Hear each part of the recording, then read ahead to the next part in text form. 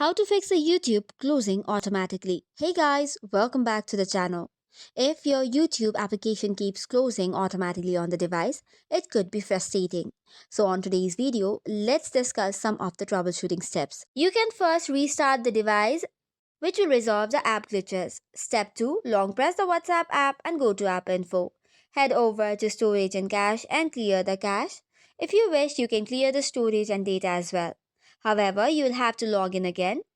Step 3, update the app. Head over to Play Store, tap on the search bar and type in YouTube and tap on update button if it's available.